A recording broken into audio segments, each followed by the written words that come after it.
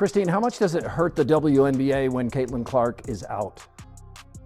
It is devastating to the WNBA when Caitlin Clark is out. Now, I know a lot of us were expecting some sort of dip since Caitlin Clark has been out with injury, but I don't think all of us were expecting the entire viewership of the entire WNBA to be down. And this tweet from Christine Brennan really stuck out to me. She said one player gets injured and more than half the TV audience for the entire league disappears. Has any other athlete ever had that kind of impact on a sport? Golf without Tiger definitely dropped precipitously on occasion. The WNBA is experiencing a severe financial downturn without Caitlin Clark on the court and is incapable of preventing the collapse of their entire empire, proving once more how little this league has learned about protecting the one person who elevated them from obscurity to prominence.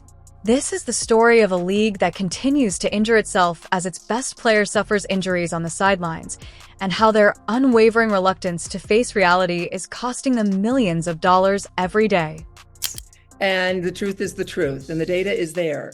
And what we saw when Caitlin was out the last time, the 5 games that she missed earlier in the season, the WNBA's viewership dropped more than 50%. Not just the Fever, but the entire league. These days, there are as few facts as there are sold-out WNBA games without Caitlin Clark due to orchestrated drama and social media uproar. When Clark missed time on May 24th due to a quad injury, it brought to light the harsh reality of the league's reliance on a single player. She has a groin issue and will be sidelined till who knows when. As a result, we are seeing what happened happen again. Injury jumped to her groin likely because of compensation. But the thing that you have to be careful of is if, say, you try to rush her back from this injury as well, then you're getting into this territory where a very serious injury can happen. That is what the Indiana Fever, that is what Caitlin need to avoid the best that they possibly can. So if it means that Caitlin is out for 3 weeks, if it means that she is out all the way through All-Star, then so. When the Indiana Fever are playing, seeing a 53% drop in viewership, the average number of people watching the nationally televised WNBA dropped from 1.8181 million while Clark played to just 847,000 without her. However, this is the point at which the plot utterly loses its logic. Absurd, by which we mean unavoidably disastrous for a league that refuses to own up to its mistakes. While Caitlin Clark was busy doing what she does best, filling venues to capacity, smashing television rating records, and generating record-breaking revenue, the WNBA was busy doing what they do best, doing absolutely nothing to protect their most valuable asset, allowing opponents to freely pursue a player who contributes 26.5% of the WNBA's overall revenue while lecturing everyone about basketball plays seems acceptable. What's so fascinating, and by fascinating I mean furiously angry, is how this identical circumstance is played out in the past. But the league doesn't appear to be able to get past its history. In the past, the WNBA has experienced a drop in revenue and viewership after its star player was injured. It's like watching someone touch a hot stove, get burned, and then immediately grab for it again while claiming they didn't realize it was dangerous. Clark went down. The WNBA ratings have dropped over 55% across the board. Hey, guess what, guys? The league is Caitlin Clark. The league is Caitlin Clark. She is the WNBA, guys. Sidelined with a left quad strain May 24th. National TV viewership has plunged since then 55%. Before the injury, the Fever, her team, were averaging 1.81 million viewers, almost 2 million. Since her injury, fewer than 850,000. Please subscribe if this is entertaining to you. The financial disaster struck swiftly and mercilessly. Fever game tickets are now 71% less expensive, with some reducing from $860 to $250. For all of Clark's missed games, the average ticket price decreased from $1,370 to $80. A shocking decline that reveals a lot about the people that actually spark interest in this league. Arenas that would have been packed with fans if Clark had been present are now struggling to fill up for road games that were moved to larger locations, particularly to accommodate the demand for her tickets. The cost of tickets for the Chicago Sky vs. Fever rematch, one of the season's most anticipated games, fell from $210 to $95. This match was one of the most watched WNBA games ever, drawing 2.25 million spectators in the past. Without Clark, though, it becomes just another game that uninterested fans would not want to watch.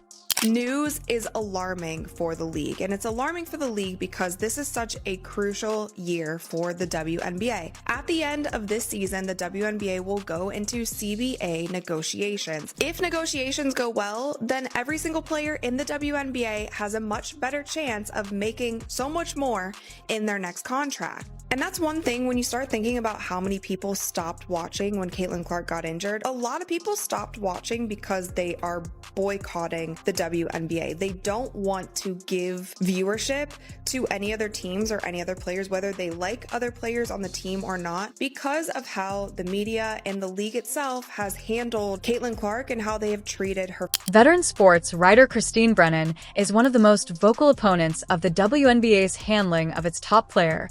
Her upcoming book, On Her Game, Caitlin Clark and the Revolution in Women's Sports, is expected to expose the league's flaws. After Clark was singled out by opponents once more, Brennan said, "The WNBA continues to fail to meet the moment. When more people watch than ever before, this is what they see." Brennan's critique is straightforward. Moreover, half of the league's television viewers are drawn to Clark alone, per league statistics. They still allow her to receive hard fouls and inexpensive shots, though, which are only meant to frighten their main attraction. It's like watching a restaurant owner allow customers to make fun of the chef whose food is the only attraction.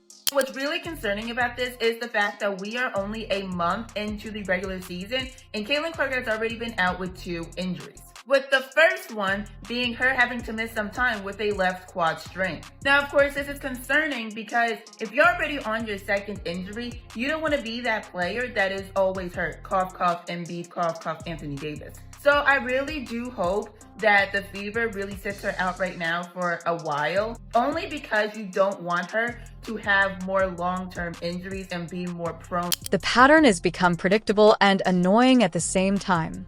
Clark is routinely fouled by opponents who seem more interested in making comments than in playing basketball.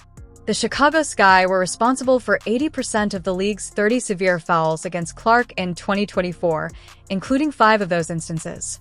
She is criticized for acting too aggressively in response to the physical play. When she doesn't respond, she is criticized for being weak. The league is unwilling to correct the scenario it has created, which has no winner. Meanwhile, the entire WNBA ecosystem, not just the Fever, continues to suffer financially. The league was already predicted to lose $50 million this year. While she is not playing, those losses are rising at an alarming rate despite the Clark-driven surge in popularity. Attendance returns to pre-Clark levels, goods sales stagnate, and television ratings fall.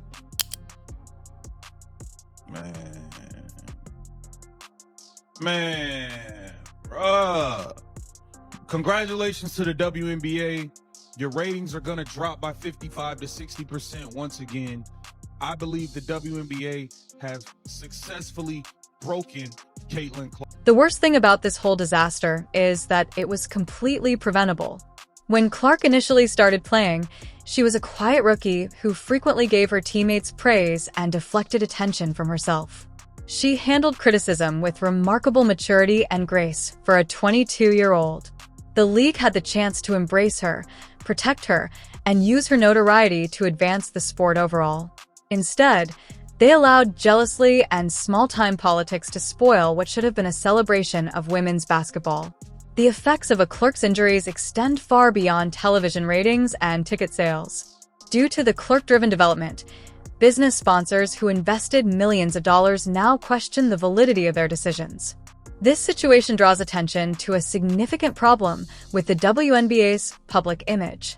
The league seems caught between wanting to be taken seriously as a professional basketball organization and embracing every bit of contrived drama that can provoke social media activity. It is impossible to have both of them. Professional leagues protect their stars while maintaining the spirit of competitiveness.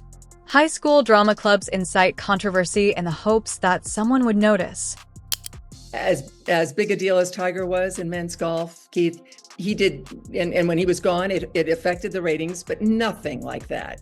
And, Michael Jordan being out, maybe a 5 percentage points or something. Nothing like this. You can make a strong case, and I will make that case, and have that there is no one single athlete more important to his or her sport or tour or whatever the circuit is that they play on than Caitlin Clark is to the WNBA. Female basketball players. There is a stark and embarrassing difference with other professional sports leagues. As I indicated, what if the NBA allowed players to target LeBron James for months using devious tactics while claiming that the game was solely a competitive one? That would be immediately prohibited by the league, and players would be suspended before you could say flagrant foul. But it seems like the WNBA is more than content to let this harmful tendency to continue. They appear to believe that any attention is beneficial. WNBA fans are refusing to go to other games because they no longer think the sport is competitive due to the toxic environment created by the league's failure to defend Clark. Beyond ratings and revenue, you have a serious credibility problem. Because they don't believe the games will be fairly officiated, your own supporters claim they won't watch games without your biggest star. I don't even know where to begin, man. I hope Caitlin Clark is okay. I want to know when this injury even happened, bro, because let's be serious here. She has the quad injury. Mind you, Caitlin Clark hadn't missed a game since she was like 19 years old, since she was like 18 in college or something. Now she has a groin injury. We've never seen Caitlin Clark play as bad as she played the last 3 games. Let's just be serious here. She's like 1 for 20-something on threes in the last 3. We've never seen her shoot the ball this way. I'll say that. Has she been hurt and playing through the— As I've stated, the WNBA has had multiple opportunities to alter their course, but they have continuously failed, which has only made matters worse. Every incident involving Clark should have alerted the league to the need to establish clear rules for player safety and fair play. Instead, in response to each occasion, the same old responses about basketball plays and letting the players play have been provided. Ironically, the best proof of Clark's value to the organization has come from her injury, exactly what the league should have been attempting to prevent. The 55% drop in viewing is not insignificant. Nevertheless, there isn't much sign that the WNBA has learned the lesson in spite of this overwhelming evidence. As if dirty moves and harsh fouls were somehow essential to the game, league officials frequently make statements about maintaining a competitive balance and permitting players to be physically aggressive. They still fail to see Clark's actual dangerous plays, while considering routine basketball games in which she participates as grave incidents. I admire about Caitlin. She's a warrior. She's tough. You hear me? Bruh, you just don't see players. You don't see female basketball players like her. I'm sorry. I done seen a lot of female basketball players. Like I said,